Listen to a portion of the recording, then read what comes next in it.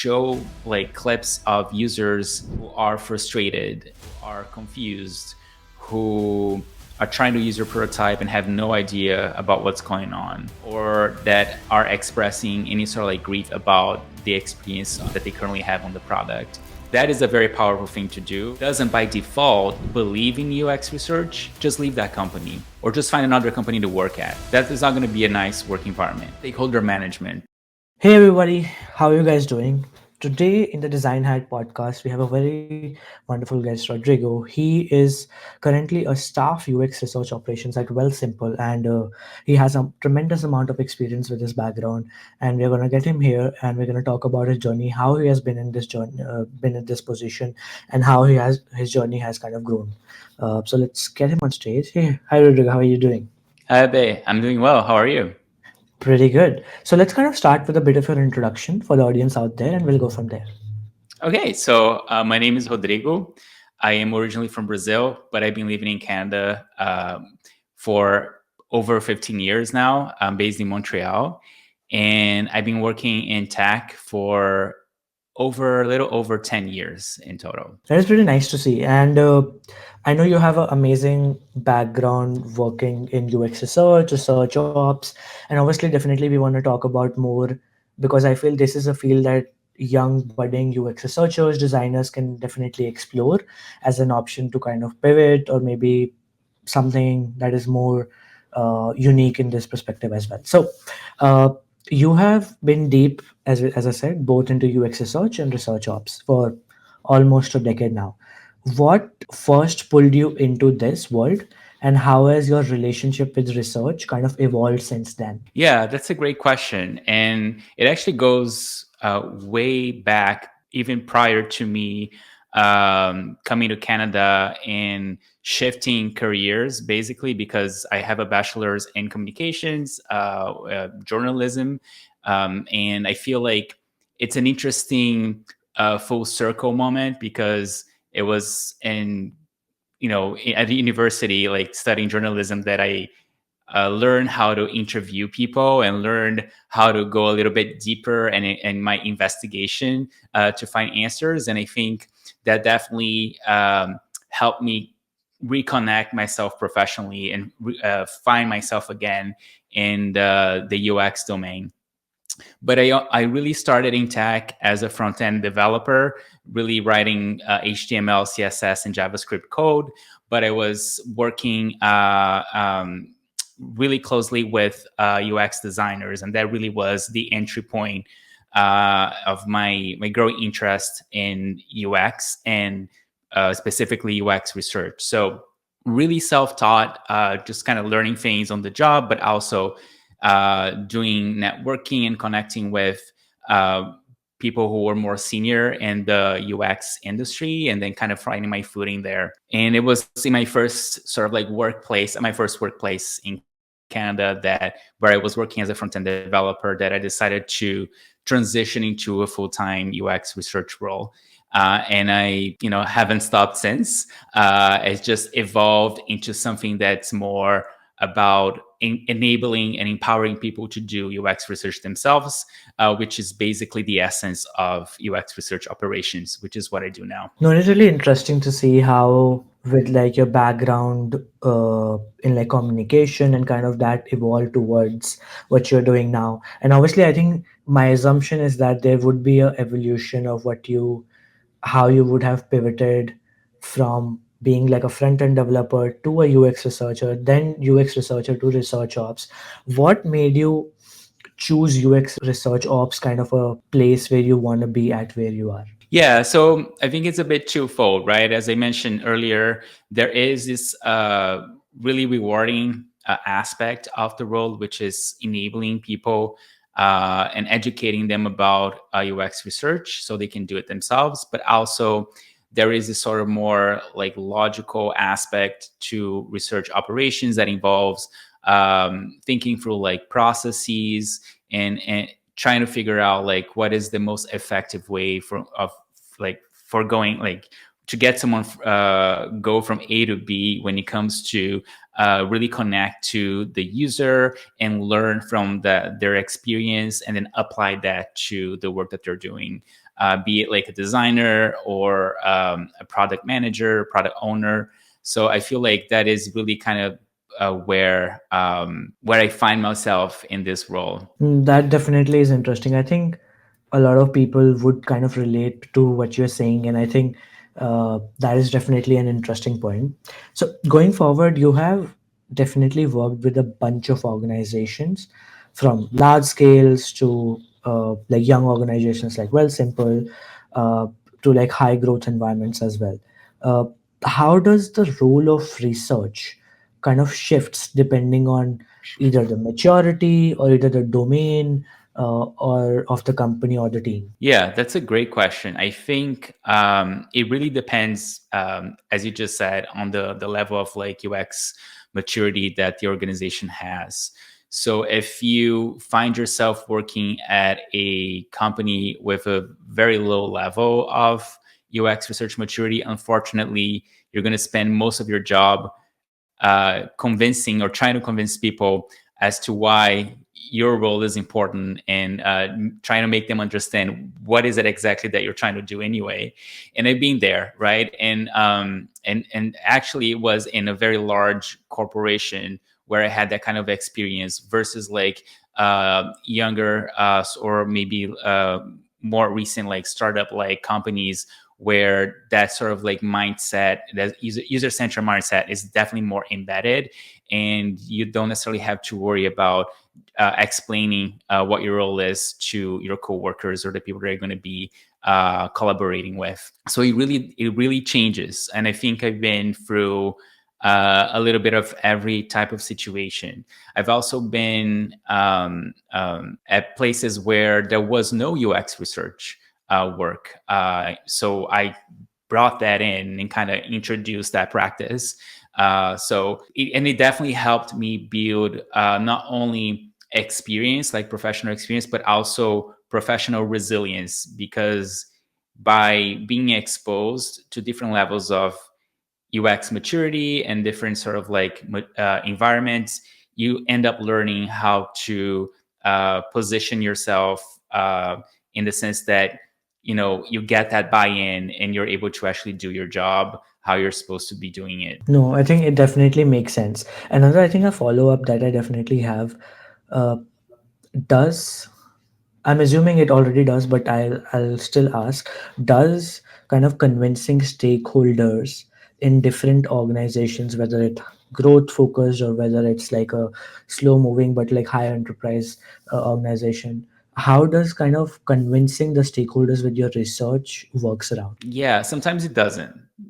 So yeah, like as I mentioned, like in the example that I gave you, I spend a lot of time at a particular workplace really trying to get stakeholders to trust the work that I was doing, and give me space to do it.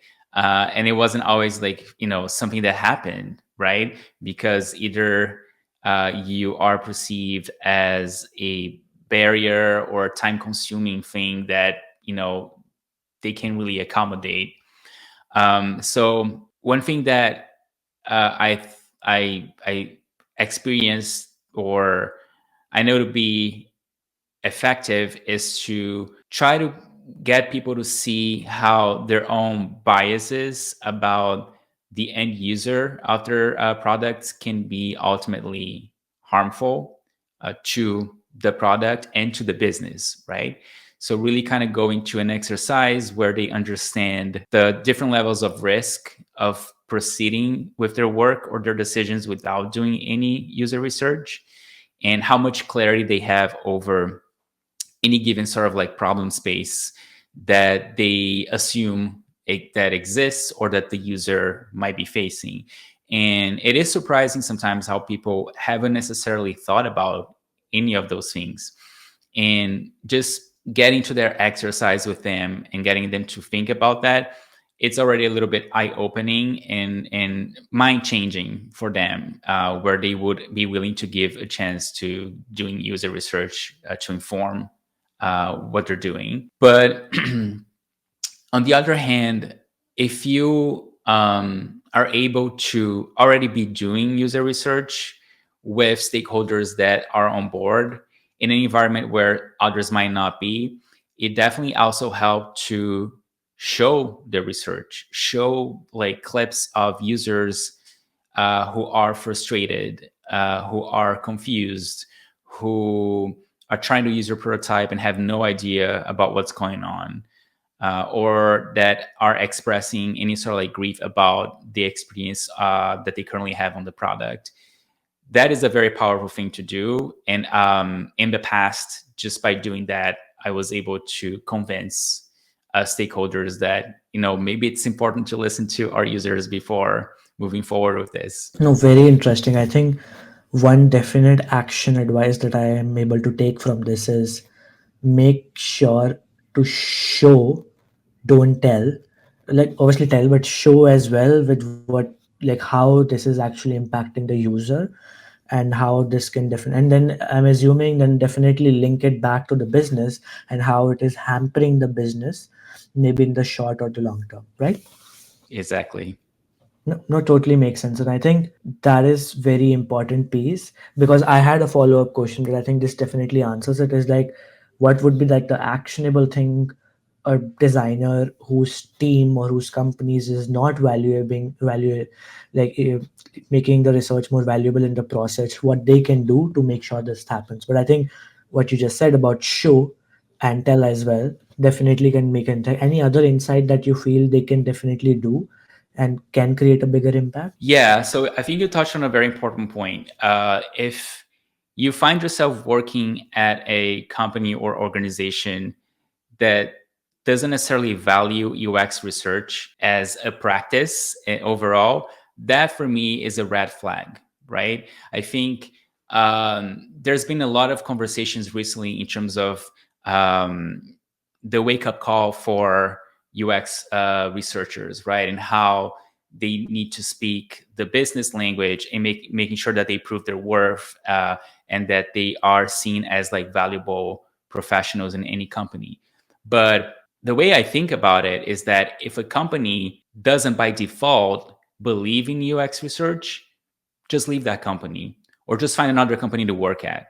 That is not going to be a nice work environment, right? A good company, a company that is actually doing good work and actually, turning out like good products, it's a company that actually believes in the value of user research.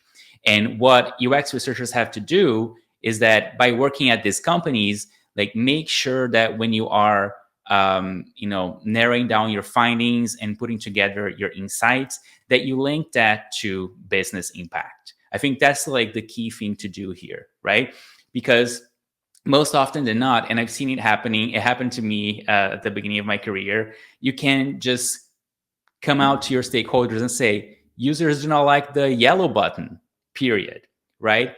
And stakeholders won't necessarily know what to do with that information unless you actually speak the business language by saying, but if you want to increase conversion and therefore revenue, we should change the button from X to Y, right? So I think that is really kind of how we should be having those conversations to make sure that people value the insights and see how they contribute to positive business impact. So that's a different thing. But companies that don't value the research period are definitely companies that are not worth your time. I think UX researchers have to really be valuing themselves first and foremost and making sure that they are finding jobs and opportunities in companies that by default believe in user research. No, I cannot agree more. I think definitely if companies not valuing these thing, and then definitely there is something that you have to retrospect about. But I do have another quick question just to have more clarity on what you just said, and have it more practical uh, example. So let's take the example that you took, like we will need to change the yellow button to increase the conversion rates, maybe revenue, XYZ. What could be, let's say, a insight that they could get from a research, like an example of that insight, and how they could then tell to the business stakeholder that this is what led me to this and this is what we should do. Yeah. So I think it really helps for um, people who are part of a UX research team. Maybe you're leading the UX research practice, even the research operations lead is should be aware of how the product life cycle works in the company. How are product requirements put together by PMs and product leadership, so you can, from the foundation, be part of that conversation and making sure that product requirements take into consideration the research insights that the team is generating. I think instead of like giving you some advice about how to formulate insights, I think it's just really a matter of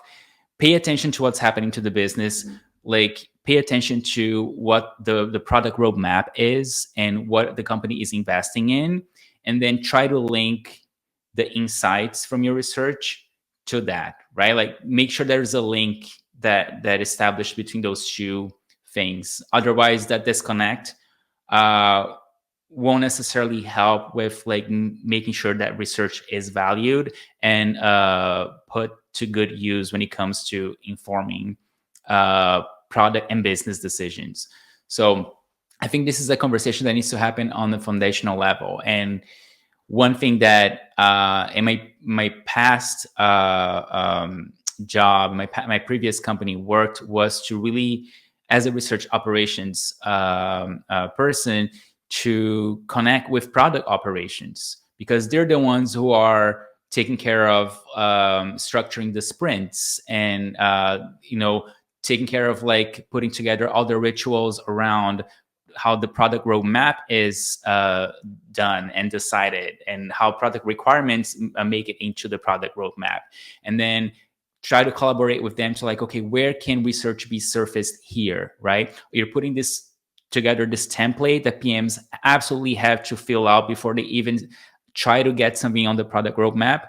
Can we add a row so they link to a research summary that actually adds to those requirements as like further evidence that this is needed in the product? So I think this is more of like a good way of establishing that link between research and business. No, makes sense. I think it is very actionable and something anybody who's listening can definitely take forward and figure out how they want to do that or implement that in the space they are working around. Let's kind of go forward. So obviously, research ops is still relatively new space in UX.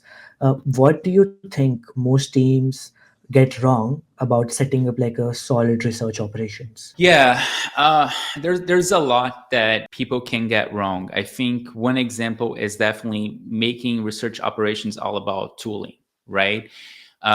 Sometimes it makes more sense to work with what you have, if that means that this is going to generate more engagement for your research process, right?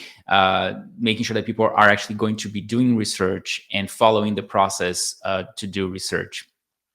So like a tool isn't like a magic wand that's gonna like solve all your problems. You really have to look at how the process fits into what already is in place before you think about like implementing a new tool. No, I think definitely something to retrospect before even you kind of implement the efforts to kind of make this possible. Uh, Another thing to kind of follow up. So here with the next question. So you have definitely helped create inside repositories and streamline a lot of operations at scale. What are some underrated but powerful system practices or maybe just thinking that really helped the research function click? Yeah, I think that's a good segue, or kind of like a good sibling question to the previous one. Um, One thing, and it's a really practical example, when I was working at Okta Auth0, the person who implemented the research practice before I started working there had this really kind of genius like click to actually build a research repository in Jira, because that's what the engineering teams and product teams were already using anyway, to manage the work and even to manage the product roadmap, right? And on a higher level. So by creating a research repository in Jira, then you could basically attach all those research insights directly into the work that had like high visibility across the whole organization. So I think this is kind of a really underrated thing in terms of like people try to overthink sometimes the research repository. And I'm not saying that they shouldn't. I think there is a lot of like pre-work that research repositories require, especially when it comes to your taxonomy. But it is most people are not thinking about what is it that again going back to the previous question and answer, like what is it that people are already using, like what is it about the rituals and the work habits that that particular company already has that you can just try to like fit in to make sure that there's more engagement or there is engagement with the research process. So this was a good example that I saw in the past. I think definitely helps because I think a lot of times it is said that if you want to make engineers or product folks understand, you need to speak their language. And I think that is what technically what uh, happened there. Like you were able to communicate them better because you were able to kind of adjust with what where they are, where what kind of thinking they are going through and everything around that. So I think that totally makes sense. uh, any other kind of insight what which kind of a young team can actually implement that can make this better? Yeah, I think it really helps to look at automation as a way to free your bandwidth when it comes to like the team of UX researchers or research operations, and so that you can have more time to dedicate to strategic work, but also to cut corners, maybe that's not the right expression, but to eliminate any sort of like unnecessary points of friction in the process for people who are doing research, meaning the people who are not necessarily researchers. That's not what their primary role is, but they do use a research. So you might lay out like a very complex research process that might at the end of the day just be generating friction and discouraging people from doing research. So learning about what are the ways that I can automate some of those steps and making sure that they people don't have to think about them really helps with making your research process more effective and more efficient. No, definitely. I think automation can definitely cut down on a lot of time that is maybe that can kind of cut down on the time and the effort that needs to require on some certain items, and definitely can fasten the process and maybe make the insights more valuable and better in the way in the process as well. uh, the next question I do have around this space is that how do you kind of advocate research in organizations? And I think we generally did talk about it earlier as well, but I do want to have another segue here. Like, how do we kind of advocate research in organizations where kind of leaderships or like product still see it as a nice to have instead of something that actually drives the business? And also, if you can kind of contextualize it in a way that for anybody who is here really young and trying to make a decision to kind of go forward to like the bigger stakeholders to tell that what they can do, something that will definitely tell them that this is going to make a bigger impact. Yeah, so I think there's like two things, right? One is education, really making sure that you evangelize research in a way that people understand why it's important. So back to my earlier example, you're asking for advice for like younger professionals. I think whenever you have a product decision that you're dealing with, think about what are the risks that it would represent to move forward with that decision without doing research. So risks could be anything like if I move forward this without doing research and I get it wrong, would it cause customers to churn? Would it impact a large segment or cohort of users? Would it make the business lose revenue? Would we be putting a whole team of engineers and designers working on something that at the end of the day nobody's going to be using and that is costly to the organization as well. If you answer yes to any of those questions, you have a high risk uh, decision, and you should be absolutely doing user research before moving forward with that decision, right? And think about clarity as well.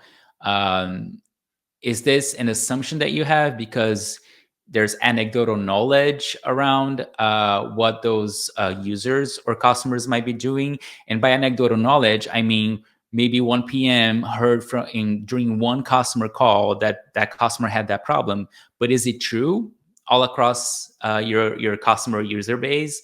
So depending on how you answer that question, your level of clarity might be too low, and that means that you should be doing user research in order to like shed some light into that, right? So I think approaching the question of whether we should move forward with or without doing user research that way, I think definitely it's definitely an eye-opening thing for some stakeholders, especially the most skeptical ones. So that's one, like education. The second one is visibility. Like make sure you give visibility to the research that's happening. It doesn't matter what kind of research it is. It doesn't matter if you have multiple domains in your company and that research might not interest like domains B and C, but just A. Make sure that everyone knows about the research that's happening anyway, because customers, regardless of like what your research objective is, they will give feedback that's all over the place. And sometimes that feedback might be of interest to teams B and C as well, even though you're doing that research for team A specifically. So having mechanisms in your organization that allow people to just have visibility over the research, right? The research shouldn't be contained in a black box. You should be doing monthly research readouts and making that calendar invite open to anyone at the company who wants to attend, and just kind of like, this is what we heard from users this month, right? I think that's already interesting for anyone, especially people who are doing things, working on products for other people. That should be a no-brainer. And have like a research repository that's accessible and easy to use, right? So people don't have to necessarily just dig out to make sure that they find something that they're looking for. Like it has to be really visible and really easy to use and accessible. So I think those two things definitely help when you are advocating for research in organizations, especially ones where maybe leadership or other types of stakeholders are not necessarily fully convinced that user research should be happening. No, I think definitely. I think it does play a big part because I've seen kind of how a specific insight from somewhere changes the shape uh, or the position of the where the business is trying to go. I kind of follow a website called growth.design case studies, and they kind of put out story based case studies, and they just put out for one particular two particular feature which actually got changed just because of one insight got by the research team within that company. And I think that makes me understand even a smaller piece of insight changes the shape of the business altogether, and we don't even realize that.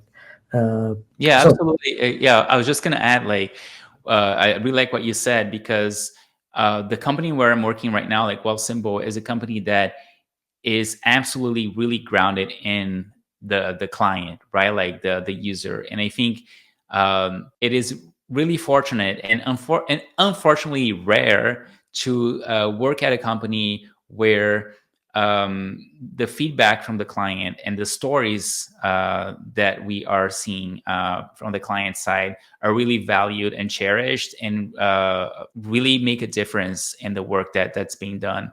So at Wealthsimple, we have like a purely enablement based or driven model for research, where while we don't necessarily have a UX research team, a dedicated UX research team, everybody that works at Wealthsimple, especially in the product division, is doing research, is having conversations with clients.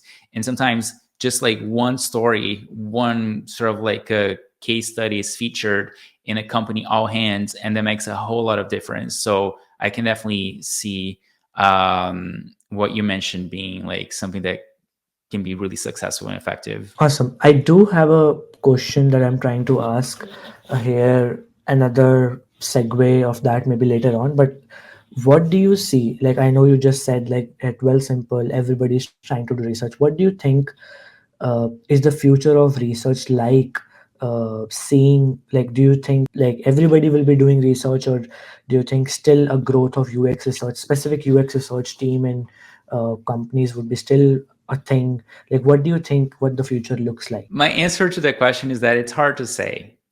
Because there are different levels of research maturity out there, and there will always be different levels of research maturity, right? So you might have companies where user research is taken to the sort of like strict academic scientific levels, such as, for example, like Google.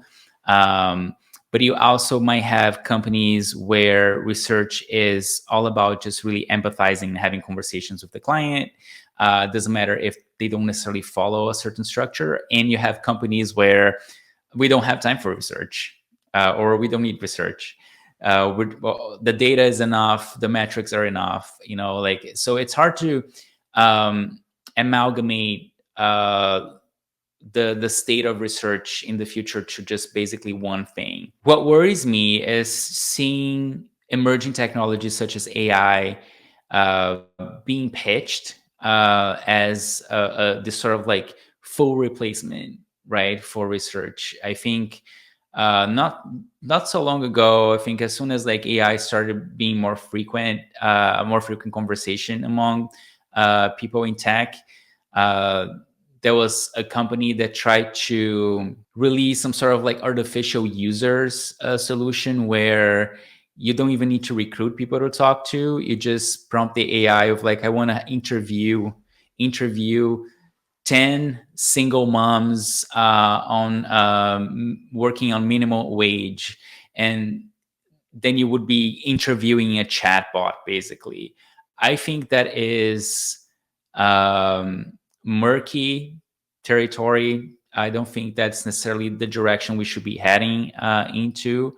I think it's way too quick to think that you can replace real users with output of like LLMs that basically consumed all this data and are mimicking users. But at the end of the day, those are really not human beings, right? So that's, I think, a point of concern that I have. But I think my answer to you is that I don't have an answer. I think things change so swiftly, and it's just really hard to predict where UX research is going to be like in 10 years, let alone like in the next 5 years. No, totally makes sense. I think that would have been kind of my next question of what does AI play a role, but I think you already answered it. But I think I do want to kind of point out a few pointers from what you just said.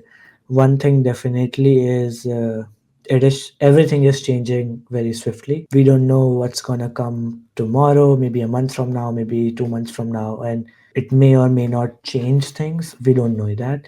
And another thing which I think you touched upon it a bit as well. I think chatbots or LLMs or AI, whatever you want to call it, they can never act as a user because they will, right at this point, I don't think they are emotionally equipped to do that. Yeah, Maybe they have enough data from other people who are similar thinkers, but same logic. I don't think they are emotionally intelligent right now. And in the real world, we whatever we think, uh, that is my perspective from what I think of users is, uh, they say something, they do something, they feel something, and there are different aspects to that part of the research, right? And exactly. Yeah, I I think. don't, yeah, yeah, go Yes, ahead. sorry to interrupt. Like, I think it's a great point because there's the emotional aspect that can be replicated, and I think there's definitely a part of like user research that involves, as you said, there's the attitudinal aspect, which is like what people say they do, but there's the behavioral aspect, what they actually do, and when you are doing usability testing, for example, there's so much that you can get as feedback that is just non-verbal. People don't even have to say anything, But if you're asking them to task something and they look at your navigation and they're confused and there's like a long pause, that's your feedback, right? And I don't think an artificial user will be able to express that. No, I totally agree, but I'm really excited to see actually where this goes because, very honestly speaking, I feel I personally see it's gonna take a while. But to be honest, I am at this point. I would say I don't know. Like anything can happen, Exactly. anytime can happen, and I think that we come to that question maybe at the end. But I feel at this point we need to learn whatever we can around this to make sure that we know how to use this. Yes, I think that's definitely a learning curve involved, and there's definitely a ethical aspect to be taken into consideration as well. No, fully agree with that. So, kind of let's go forward with the experiences, the variety of experiences you have had. You have obviously worked across Canada, Brazil, Germany, and beyond. So, how have these cultural contexts actually shaped your approach to user research, both in terms of the process and the empathy side of stuff as well? Yeah, interesting question. I think in terms of the process, it hasn't really changed in the sense that product companies, especially in tech, follow pretty much the same formula and structure and ways of working across like different places around the world, right? So, having worked in Canada and Germany, I think there were very similar work cultures in that sort of tech bubble, as you might call it. Um, but let me know if I understood this correctly. How does that actually influence um, the level of empathy that's cultivated? Yeah. Um, you know, at the end of the day, like I'm an immigrant, right? Like I moved from my country of origin, have been living abroad for a while now, and I understand what it is to feel othered, and that definitely helps fine tune my sense of empathy, and especially when I had the opportunity to conduct research with um, that research like that involved a lot of like delicate topics, right? Like I when I was working at a design agency, I did user research on death care. So what happened when a member of your family passes away, and how do you deal with that with companies that offer certain services that aim to preserve their memory digitally, right? Or I work with low income Canadian families, which is a whole nother like different topic. And I think understanding a little bit of like those realities, and also not coming from a place of like privilege, definitely helped approach those topics more carefully and in a more open-minded sort of like consciously stripping myself from my biases as well. No, I think definitely an interesting take on what you just said. I think what you said, I think it's really related to me in terms of what you said. Like being an immigrant, I feel like it makes sense that you technically become more empathetic towards because you have always felt being like an outsider, which totally makes sense. I think. Do you think that also maybe created a bias in your mind for some reason? Sorry, can you repeat that? So maybe my question is, I feel being an immigrant, maybe that because you were generally, I'm assuming, more empathetic, did that create a bias in your mind while doing research or something around that? I think we all have biases, right? I think bias is there's unconscious bias, right? Sometimes you're not aware that the lens through which you're like seeing the world is a bias, because it's basically um, it's a lens that's informed by your own experiences, and like so I it's hard to tell if that actually have added bias to the way that I see things, but I think as a UX research professional, we have to approach things with like as little bias as possible, and then understanding the different types of biases that exist. And there are so many different types of biases. It definitely helps to, when it comes to interviewing someone, that you approach it a certain way, that you make sure that even before interviewing them, you reviewed your questions so that they are not asked in a leading way, or so they're not necessarily contaminated with your own bias or your own confirmation bias. So but as a human being, like, of course I'm biased, like, I think we're all like, if you're taking a political side, like that's already, is some sort of bias as well. So I think it requires some separation, right? But yeah, I think seeing the world through the eyes of like a foreigner definitely helps fine tune interactions that you have with people, but also put yourself in the shoes of other people as well. I don't know if I answer your question, but No, no, I think you definitely did.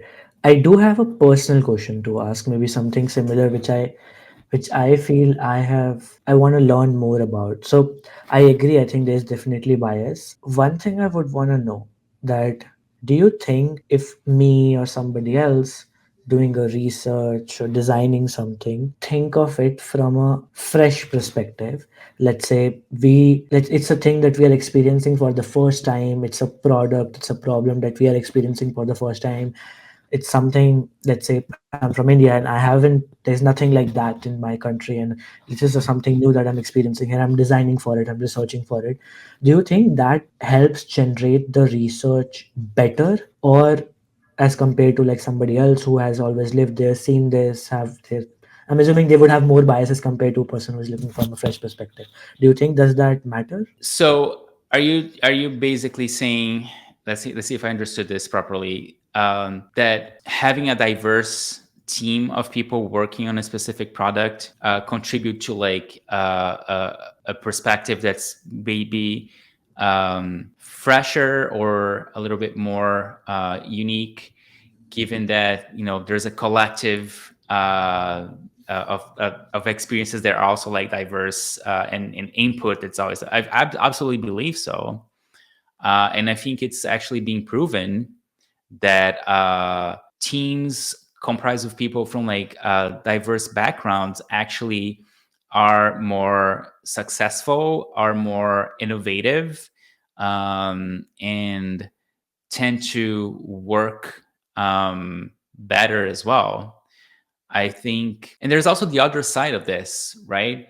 Because, for example, at my current company, Wealthsimple, it's a B2C company, and we're building a finance app, right? A banking app, or an app that allows you to take care of your investments, your day-to-day banking, and these are all experiences that are grounded in a system that is basically the Canadian financial system, but that system is serving the needs and being used by this just patchwork of like backgrounds, because the Canadian population is so diverse and there's such a rich history of like immigration as well. So you obviously have to consider how unique those perspectives are. It's not just the person who was born and raised here, but also the newcomer who arrived 6 months ago and downloaded the app and is now learning what a TFSA or RRSP is, right? So I think uh, that is definitely something that should be taken into consideration, and that unique, fresh perspective of a diverse team will definitely help a product like this get further ahead. So no question. No, it is very interesting, and I think thanks for the insight. And also, I would like to add, I think I personally, that's why I like the Canadian audience, because it's very diverse, and it is simple yet challenging at the same time because it is so diverse. And as you said, there can be a newcomer coming, doesn't know about TFSA, RRSP, or anything, and there are people who have been living here from here for a long time, and there are people in between who have been living. Maybe they are first immigrants there or some other stuff. And I think it is very interesting to see the diverse background of people in Canada, and how I'm assuming it is always an interesting space to kind of design for. So yeah, that is very interesting. So going forward, we kind of come to the last kind of three sections of the podcast. One of them is definitely for the designers and researchers that are trying to grow into leadership or trying to transition to research jobs, or are thinking research jobs as a particular career option that they should take, what skills they should focus on, and how they should approach this as a process. Yeah, that's a really good question. I think being organized, like appreciating structure, it is a very important skill for research ops, because there's so much juggling and so much information that you have to manage. So having an appreciation for structure and process, and making sure that things are categorized, it is a skill that I think is essential for a research ops professional. Being open to learn and apply things that you already know in a inventive or innovative way. So, for example, my background in coding helped me a lot with automation, and that's a skill that I bring to my role.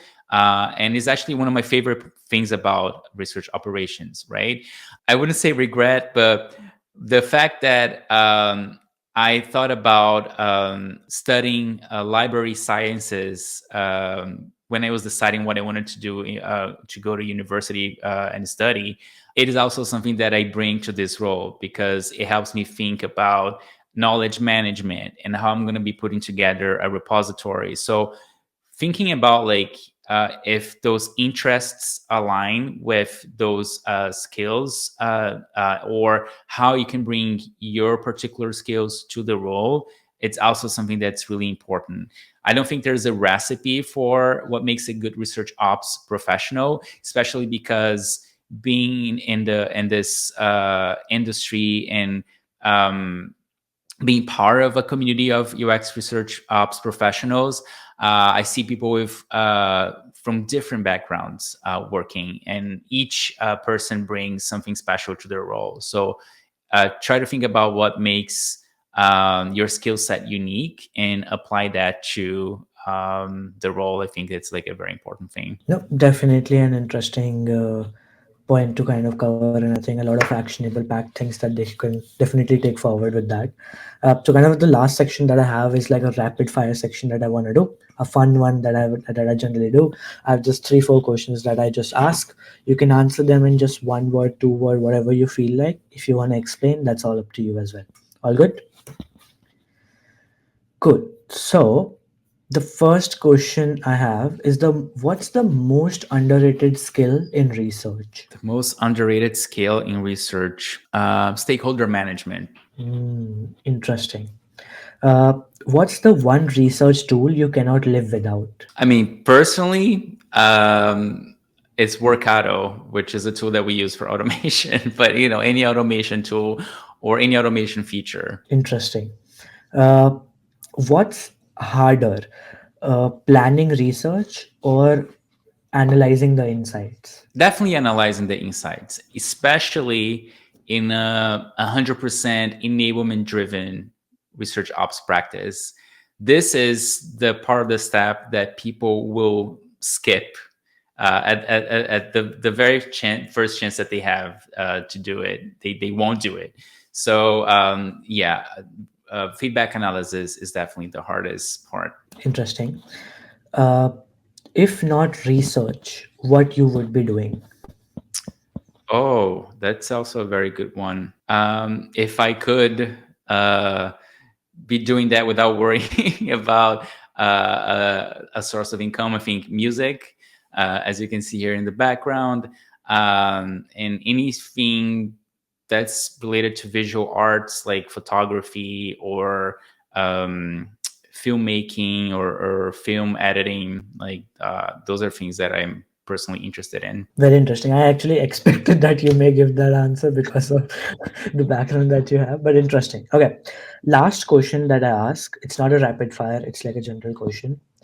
It's a reflective question for you. So, if you could go back and give yourself one piece of advice at the very start of your UX journey, what would it be, especially knowing how powerful research can be today? Oh wow.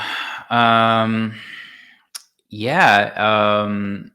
Understand the business. Don't limit research to just the feedback and the learnings and the insights from the user perspective. Like knowing how to connect that to what matters to the business.